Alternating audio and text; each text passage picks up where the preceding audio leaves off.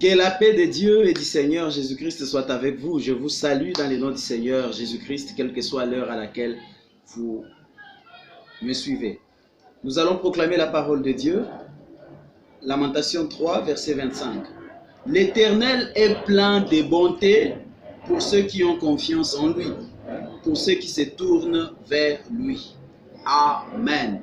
L'Éternel est plein de bonté pour ceux qui ont confiance en lui, pour ceux qui se tournent vers lui. Amen. Que Dieu vous bénisse.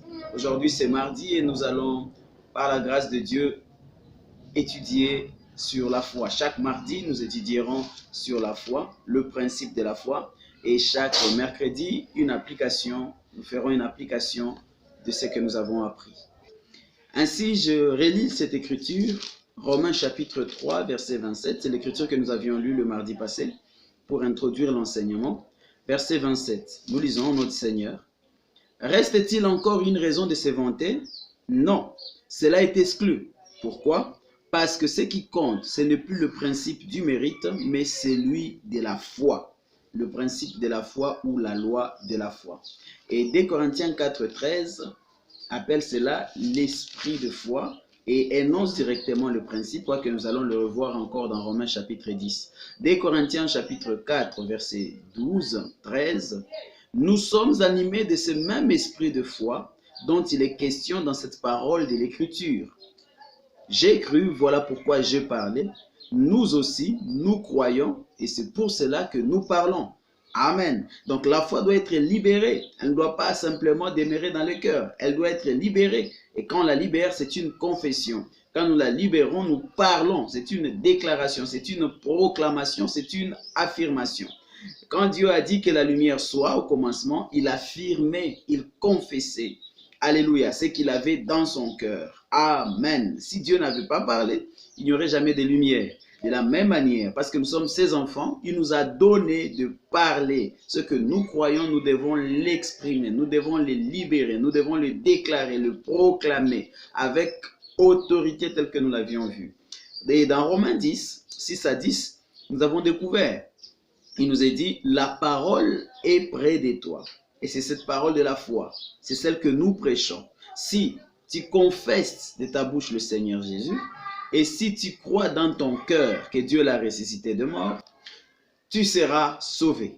Donc, c'est en croyant du cœur qu'on parvient à la justice et c'est en confessant de la bouche qu'on parvient au salut. Croire du cœur et confesser de la bouche. Amen. C'est le principe de la foi. Et nous avions vu aussi que la foi n'a pas de limites. Ce principe s'applique dans tous les domaines. Il n'y a pas de limite à la foi car le Seigneur a dit tout est possible à celui qui croit. Et aussi, nous avons découvert que la foi est souveraine. Le Seigneur Jésus dit, si tu as la foi comme un grain de sénévé, tu peux commander. C'est le verbe qu'il a utilisé. Tu peux commander ou tu peux ordonner. Donc la foi commande. La foi ordonne. Gloire au Seigneur. La foi est souveraine. Amen. Aujourd'hui, nous allons étudier le 4e principe de la foi.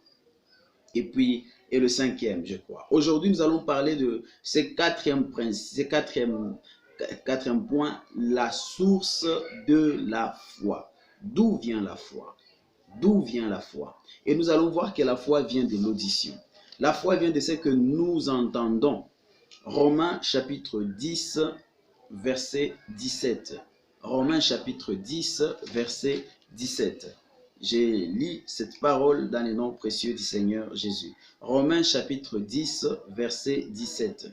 Il est écrit dans la Bible, je vais lire dans deux ou trois Bibles, verset second ici, c'est second, Romains 10, verset 17. Ainsi la foi vient de ce qu'on entend. Et ce qu'on entend vient de la parole de Christ. La foi vient de ce qu'on entend et ce qu'on entend vient de la parole de Christ. Amen. Semeur dit la foi naît du message. Donc la source de la foi, c'est la parole de Christ. Romains 10, verset 17, Semeur. Donc la foi naît du message que l'on entend. Et ce message, c'est celui qui s'appuie sur la parole du Christ. Alléluia. La foi. Amen. Parce que c'est Jésus qui est venu nous ouvrir les chemins de la foi. Hébreux 12, verset 2 nous dit qu'il est le chef et le consommateur de notre foi. Alléluia. La source de la foi. Ça veut dire si vous avez besoin de la foi, Avez-vous besoin de la foi? Pour tout ce dont vous avez besoin devant Dieu, il vous faudra de la foi, car sans la foi, vous ne pouvez rien recevoir. Il vous faut de la foi. Et voici la source de la foi. La foi ne vient pas par le jeûne. La foi n'est pas quelque chose, on ne se force pas jusqu'à transpirer pour l'obtenir, parce que c'est Jésus qui la donne. Il est écrit, ayant les regards, Hébreux 12, de fixer le regard sur Jésus, le chef et les consommateurs de la foi. Voyez-vous, il est le chef et les consommateurs de la foi, qui, en vue de la joie qui lui a été réservée, a souffert la croix, méprisé l'ignominie et s'est assis à la droite du trône de Dieu. Jésus est le chef et les consommateurs de notre foi. Vous avez besoin de la foi? Il n'y a qu'une seule personne qui peut vous la donner, c'est Jésus. Ainsi, vous devez trouver sa parole. C'est dans sa parole engendre la foi. Il est le maître de la foi. Il n'est pas en carence de foi. Amen. Tout ce dont nous avons besoin, nous l'obtenons que par la foi devant Dieu. Sans la foi, nous ne pouvons rien obtenir de Dieu. Et cette foi, c'est Jésus qui la donne. Ça veut dire, il faut être en contact permanent avec Jésus pour avoir la foi. Il faut être en contact permanent. Il y a une différence entre la foi, dont je suis en train de parler, la croyance. Plusieurs ont des croyances et la croyance est partout, les gens croient à n'importe quoi. Mais nous parlons de la foi véritable. Et cette foi spirituelle véritable, c'est Jésus qui la donne. Alléluia, c'est Jésus qui la donne. Amen, amen, amen. J'ai lu, donc sans la foi, vous ne pouvez rien obtenir de Dieu.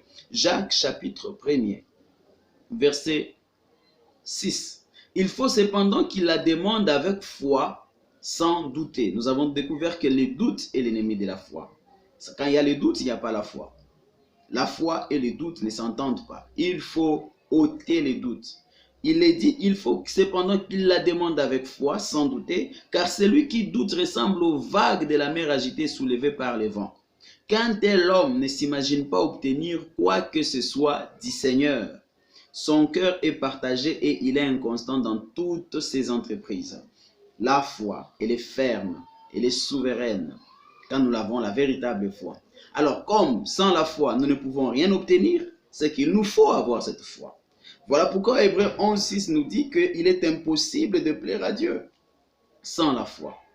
Quelles que soient vos règles, vous pouvez avoir beaucoup de règles. Je ne fume pas, je ne bois pas, je ne touche pas aux femmes, je ne. Tout cela, ce ne sont que des règles. Et puis après, vous allez dire, Seigneur, je me suis consacré toute ma vie, Tout ça, ce sont des vaines paroles, c'est de la transpiration. Cela s'appelle de l'exercice corporel. Ce n'est pas cela la foi. Alléluia. La foi vient de ce qu'on entend. Et il y a la foi pour chaque chose. Il y a la foi pour la guérison. Vous pouvez avoir la foi pour le salut. Vous êtes sauvés. Plusieurs chrétiens. Il y a des chrétiens véritables. Ils sont sauvés. Ils sont nés de nouveau. Mais ils ne savent pas comment obtenir leur guérison. Ils n'arrivent pas à atteindre la guérison. Pourquoi? C'est parce que la foi pour la guérison ne leur a pas encore été révélée. Ah oui, c'est Jésus qui donne la foi. Et comment il la donne? Par sa parole. C'est qu'il faut trouver dans la parole de Christ. Vous devez entrer dans sa parole et trouver les paroles de la guérison. Et ces paroles, vous devez les recevoir pour avoir la foi. Et ce n'est qu'alors que vous pourrez expérimenter la guérison que Dieu donne. Amen. Donc, nous voyons que tout ce dont nous avons besoin, c'est Jésus qui nous les donne. C'est Dieu qui nous les donne, mais il faut avoir la foi. Et c'est Jésus qui est le chef et le consommateur de notre foi. Amen. Amen. Et tout ce que nous recevons de Dieu, cela est appelé la grâce. C'est la grâce.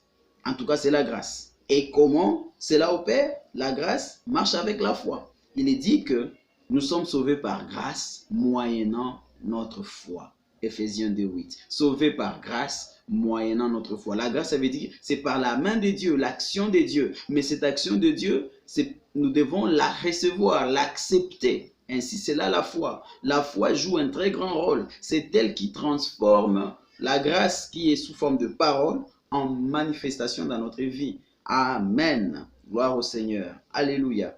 Nous savons que Jésus est la parole.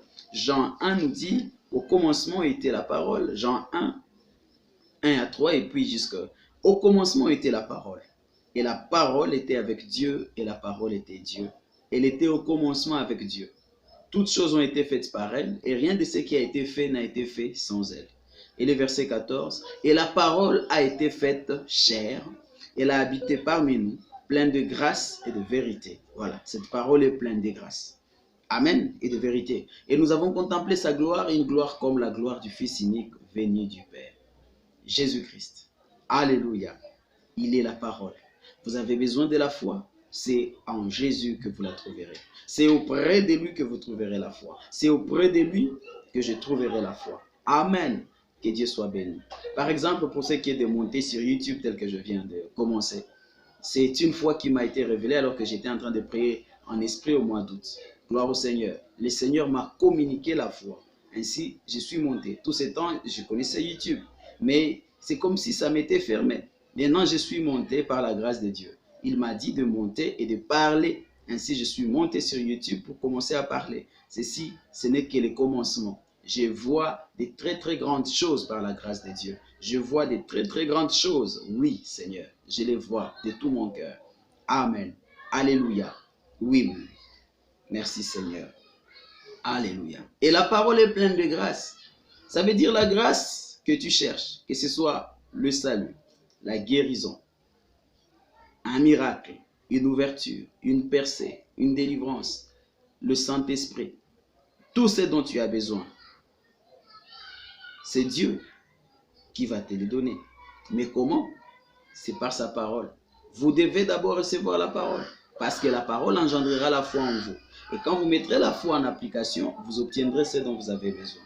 Amen. C'est qu'il te faut trouver une parole de Christ dans ta situation. Approche-toi de lui pour atteindre Dieu.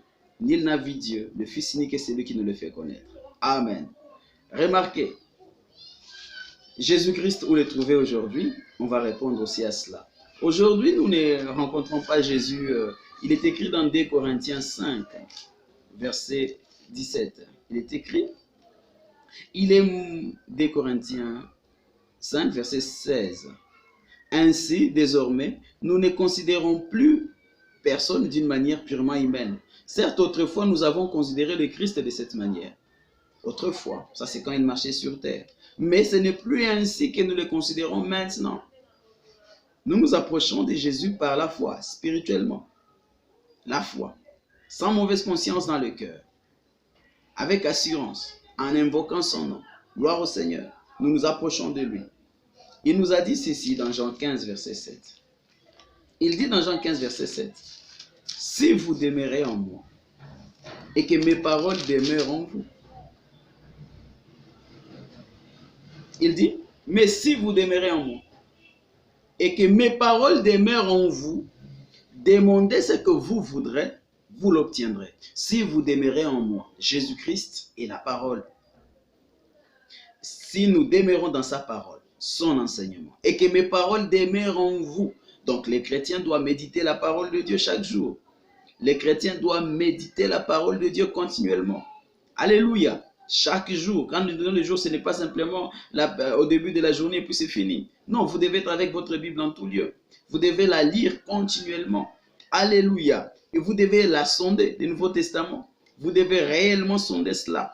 Et si vous demeurez en moi, nous avons la parole et puis nous avons la prière. Nous entrons continuellement dans la présence de Dieu en contact avec Jésus-Christ par notre confession et nos actions de grâce. Il est celui qui nous représente auprès de Dieu. Nous avançons, nous entrons par la foi avec la parole de Dieu que nous avons méditée. Alléluia, nous entrons là.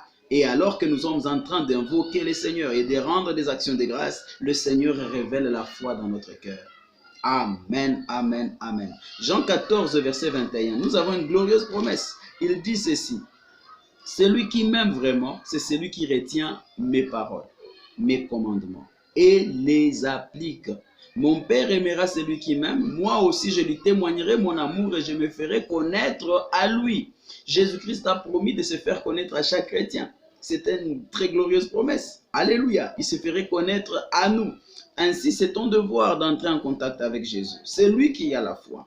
Tu ne peux pas prendre simplement l'écriture charnellement, de manière charnelle, et puis tu vas dire directement c'est accompli. Tu ne peux pas prendre l'écriture, Pierre marcha sur l'eau, tu la prends et tu vas te jeter, tu vas marcher sur l'eau, tu vas sombrer. Mais il faut que ce soit une révélation. Ainsi, cette parole est certainement tienne. Mais quand tu demeures en lui, comme il est dit, il va vivifier cette parole. Et en la vivifiant, ça sera la foi en toi. Et cette foi va faire que la grâce de Dieu, tu puisses saisir la grâce. Et cette grâce, c'est le miracle de Dieu dans ta vie. Alléluia. Il nous a dit ceci. Paul nous dit dans 2 Corinthiens 1, vous devez savoir quelque chose sur Jésus. Jésus nous aime tellement. Amen. Il nous aime tellement parce qu'il est mort pour nous, enseveli et ressuscité pour nous. 2 Corinthiens 1, verset 19. Car Jésus-Christ, le Fils de Dieu, que moi-même, comme Silas et Timothée, nous avons proclamé parmi vous, n'a pas été à la fois oui et non. Frère Roméo, qui proclames-tu? Je proclame Jésus-Christ, le Fils de Dieu. Je prêche Jésus-Christ, le Fils de Dieu. Je prêche comme Paul, comme Timothée, comme Silas, comme les premiers apôtres, comme Pierre, tous prêcher Jésus-Christ, le Fils de Dieu. Je suis en train d'annoncer le Fils de Dieu. Je t'annonce le Fils de Dieu. Il n'est pas oui et non. Voilà ce que je vais te dire. Si tu prends la détermination aussi, tu te décides de croire en lui, de mettre ta confiance en lui, t'approcher devant Dieu par Jésus-Christ, tu obtiendras tout ce dont tu as besoin. Alléluia. Il comblera ta vie. Amen. Merci Seigneur. Écoutez ça. Il n'a pas été à la fois oui et non. En lui était le oui. Car c'est en lui que Dieu a dit oui à tout ce qu'il avait promis. Toutes les promesses de Dieu sont oui en Jésus-Christ. Vous avez le droit de prendre une promesse de Dieu et de vous approcher au devant de Dieu par Jésus-Christ en disant « Cette promesse est mienne, je l'accepte ». Et alors que tu es en train de confesser cela dans la présence de Dieu, alors que tu es en train de louer Dieu pour cette glorieuse promesse, la foi te sera révélée dans ton cœur. Gloire à Dieu. Et tu vas déclarer cela de la bouche. J'accepte cette parole. Je crois qu'elle est accomplie pour moi. Amen, amen, amen. Observe ce qui va se passer. Alléluia, alléluia. Aussi, est-ce par lui que nous disons oui, amen, pour que la gloire revienne à lui, à Dieu. Ainsi, par Jésus, nous disons amen à toute promesse. Alléluia. Ainsi, mon bien-aimé, tu as besoin de la foi pour ce problème. Il s'agit de trouver une promesse dans la parole de Dieu ici, sachant que cette promesse est oui en Jésus-Christ. Alors tu vas entrer en Jésus et tu vas remercier le Seigneur pour cette glorieuse promesse. Et puis tu vas maintenant, comme tu la vas là, ça va vivifier ton cœur, tu vas la prononcer de la bouche. Et en prononçant cela, en affirmant de la bouche que cette promesse devient tienne, gloire au Seigneur, tu as sémé cela. Le cycle de l'accomplissement a commencé. Cela peut s'accomplir instantanément, dans quelques jours, dans quelques semaines, dans quelques mois, dans une année, dans quelques années, mais il te faudra tenir ferme cela. Jésus-Christ est fidèle. Il est le souverain sacrificateur qui a été établi sur nous. Et Dieu qui l'a établi est aussi fidèle. Alléluia. Jésus est tel que son Père est. Alléluia. Et le Saint-Esprit est totalement tel que Dieu est en nous. Amen. Alléluia. Et nous allons parler de ce 5e point. Vous devez recevoir la foi et agir par elle. La foi, on la reçoit en recevant une parole de Dieu. Maintenant, vous devez agir. Si vous recevez la foi et vous n'agissez pas en conséquence, il n'y aura rien. Vous devez recevoir et agir. Amen. Amen. Et c'est cela, Luc chapitre 5, je donne un exemple parfait ici. Pierre avait besoin d'un miracle. Regardez ce qui s'est passé, Luc 5. Un jour, 1 à 6. Alors que Jésus s'était né sur le bord du lac de Génézareth et que la foule se pressait autour de lui pour écouter la parole de Dieu, il aperçut 2 barques au bord du lac. Le pêcheur en était descendu et nettoyait leurs filets. L'une de ces barques appartenait à Simon. Jésus y monta et lui demanda de s'éloigner un peu du rivage, puis il s'assit dans la barque et s'est mis à enseigner la foule. Simon va prêter sa barque au Seigneur. Amen. Un côté logistique de l'évangile. Gloire à Dieu. Que Dieu vous inspire. Alléluia. Quand il eut fini de parler, l'évangile a aussi besoin, il y a les côtés logistiques. Quand il eut fini de parler, il dit à Simon, avance vers le large, en eau profonde. Puis, toi et tes compagnons, vous jetterez vos filets pour pêcher. Qu'est-ce que Jésus fait ici? Il donne une parole à Pierre. La foi vient de ce qu'on entend, la parole de Christ. Il a entendu la parole de Christ. Et l'ayant entendu, écoutez sa réaction. Maître, lui répondit Simon, nous avons travaillé toute la nuit, nous n'avons rien pris. Effectivement, là, il dit ce qui est naturel. Mais puisque tu me le demandes, je jetterai le filet. Là, qu'est-ce qu'il a fait? Il a reçu cette parole. Il a reçu la foi en acceptant la parole de Jésus. Et regardez maintenant, il va passer en action. 6. Ils le jetèrent et prirent tant de poissons que leur filet menaçait de se déchirer. Alors ils firent signe à leurs associés dans l'autre barque de venir les aider. Ceux-ci arrivèrent, l'ont rempli les 2 barques au point qu'elles s'enfonçaient. Amen. Voilà ce que la parole de Jésus engendre. Elle engendre la foi pour le miracle. Elle engendre la foi pour qu'une grâce divine te soit accordée. Alors, ce que tu dois faire, c'est entrer dans la parole de Dieu. La foi vient de ce qu'on entend et ce qu'on entend vient de la parole. Il y a le verbe entendre 2 fois. Donc, il faut entendre, entendre. Vous êtes malade? Il suffit de prendre les promesses de la guérison dans la parole de Dieu et les entendre. Lisez cela à haute voix. Lisez, lisez, lisez en disant merci Seigneur pour ma guérison, merci Seigneur pour ma guérison. Je reçois cette parole. Continuez à lire à haute voix. Entendez, entendez, entendez. Cela va engendrer quelque chose dans votre cœur. Finalement, ça serait une assurance. C'est pour moi. Quand dans ton cœur, c'est une assurance. Alors, c'est déjà fait même si tu ne le vois pas encore. Alors de la bouche, tu dis, je suis guéri. De la bouche, tu dis, je suis béni. De la bouche, tu dis, je reçois le Saint-Esprit. De la bouche, tu dis, je reçois, je suis délivré. Tout, je ne sais pas, quel que soit ton problème ou quelle que soit ta circonstance, ce n'est pas seulement un problème. Mais quand aussi j'ai besoin de bénédictions, il y a les promesses dans la parole de Dieu. Par exemple, en Christ, Dieu nous a bénis de toutes sortes de bénédictions spirituelles dans les lieux célestes. Je vais prendre cette écriture, je vais l'entendre, la lire à haute voix, ou je vais entendre une prédication là-dessus, entendre la parole de Christ. Et cela va engendrer en moi la foi. Et parce que la foi vient de ce qu'on entend. Et comme la foi est née en moi, je dois la déclarer de la bouche, l'affirmer, je dois la confesser, je dois la libérer avec autorité. Alléluia. Je dois la libérer avec commandement. Jésus a dit, si tu commandes, et tu le verras s'accomplir. Est-ce que tu le crois? Ainsi, qu'est-ce que la foi est? Hébreux 11 nous le dit. Donc la foi, c'est recevoir la parole de Dieu et agir sur base. Donc la foi a 2 mains. D'une main, elle reçoit et de l'autre main, elle agit. Hébreux 11, 1. C'est par là que je vais terminer. Hébreux 11, 1. Ainsi, il est écrit, la foi est une ferme assurance. Ça veut dire recevoir fermement une parole de Christ. Des choses qu'on espère. Et ce que nous recevons, c'est quelque chose qu'on ne voit pas encore. Parce qu'on espère, on ne le voit pas encore. Mais ça devient une ferme assurance. Je suis certain que je l'ai déjà. Amen. Et une démonstration de celle qu'on ne voit pas. La démonstration pour dire je dois agir et passer en action comme si je l'avais déjà. Amen. Et c'est cela, mon bien-aimé. Verset 2. Pour l'avoir possédé, les anciens ont obtenu un témoignage favorable pour l'avoir possédé. Cette foi, ça veut dire pour avoir reçu la parole de Dieu et avoir agi en conséquence. Ils ont reçu un témoignage favorable. Ça veut dire Dieu a agi dans leur vie et c'est un témoignage. Voilà tous les témoignages consignés dans la parole de Dieu. Alors, qu'est-ce qu'on nous dit au verset 4? C'est par la foi qu'Abel offrit à Dieu un sacrifice plus excellent que celui de Caïn. Par la foi. Quand on nous dit c'est par la foi, il a reçu une parole de Dieu. Alléluia. Il a reçu une parole de Dieu et il a agi en conséquence. On me dit, c'est par la foi qu'Enoch fut enlevé. Le verset 5. C'est par la foi. Si c'est par la foi, c'est qu'il avait une parole de Dieu à laquelle il avait obéi. Amen, amen, amen. Le verset 7, on me dit, c'est par la foi que Noé, divinement averti des choses qu'on ne voyait pas encore et saisi d'une crainte respectueuse, construisit une arche pour sauver sa famille. Par la foi. Qu'est-ce que cela veut dire? Il avait reçu de Dieu une parole. Et il a agi en conséquence et il a obtenu des résultats. Un témoignage favorable. C'est par la foi. Alléluia. Et je vais sauter, je prends le verset 31. On me dit aussi, c'est par la foi que Rahab. C'est par la foi que Rahab, la prostituée, ne périt pas avec les rebelles. Parce qu'elle avait reçu les espions avec bienveillance. Non seulement elle les a reçus, et les espions lui ont donné la parole. Et elle avait pris cette parole de foi.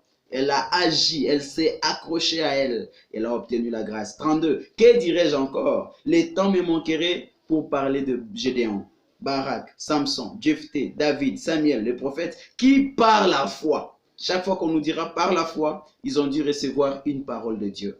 Amen. Par la foi, vainquir des royaumes. Toi aussi, tu peux vaincre le royaume des ténèbres. Alléluia. Tu peux vaincre le royaume des ténèbres. Satan, c'est méchant. Tu peux le vaincre. Tu es dans une bataille, tu peux vaincre le royaume des ténèbres avec une promesse. Il est écrit dans 2 Corinthiens 2, verset 12. Loué soit Dieu qui nous donne toujours la victoire par notre Seigneur Jésus-Christ. Qui nous associe toujours à son cortège triomphal ou qui nous mène de victoire en victoire. Alléluia. Colossiens 2,15 nous dit que Jésus-Christ a vaincu les principautés, les autorités. Il a vaincu le roi, les diables, les péchés, toutes choses à la croix. Ainsi, tu peux le vaincre en prenant cette parole, en la lisant à haute voix et en la confessant. Ils vainquirent les royaumes. Nous aussi, nous avons le pouvoir de vaincre les royaumes des ténèbres. Alléluia. Amen. Ils exercèrent la justice. Ils obtinrent les promesses. Comment obtenir une promesse de Dieu? C'est par la foi et la persévérance. La foi, c'est quoi? Recevoir et agir. Recevoir dans le cœur et agir avec confiance, en louant Dieu dans la bouche. Regardez ce qui se passe. Ils fermèrent la gueule des lions. Ils éteignirent la puissance du feu. Ils échappèrent aux tranchants de l'épée. Ils guérirent de leurs maladies. Tout ça par quoi? Par la foi. Si des gens ont été guéris par la foi dans le passé, aujourd'hui encore c'est possible. Alléluia. Ils guérirent par la foi. Ils furent vaillants à la guerre. Vaillants à la guerre. Mirent en fuite des armées étrangères. Amen. Les temps me manqueraient. Donc si nous aussi nous agissons par la foi, notre témoignage, c'est vrai, peut-être qu'on ne va pas l'écrire dans la Bible, mais cela sera consigné. Cela sera connu que nous sommes des hommes de foi. Ça veut dire des gens qui reçoivent la parole de Dieu. Dieu est bon envers tous ceux qui mettent leur confiance en lui, qui se tournent vers lui. Et quand on se tourne vers Dieu, c'est vers Jésus. Nous prenons une parole de Christ, nous l'acceptons, nous confessons, nous louons Dieu, nous l'acceptons comme une propriété personnelle et nous agissons en conséquence et nous obtiendrons gain de cause. Alléluia. Le principe de la foi. Amen. La foi vient de ce qu'on entend, c'est qu'on entend la parole de Dieu. Et alors quoi? Recevez la foi et agissez par elle. Et vous recevrez aussi un témoignage favorable. Que Dieu vous bénisse. À demain dans une application de la foi. Amen.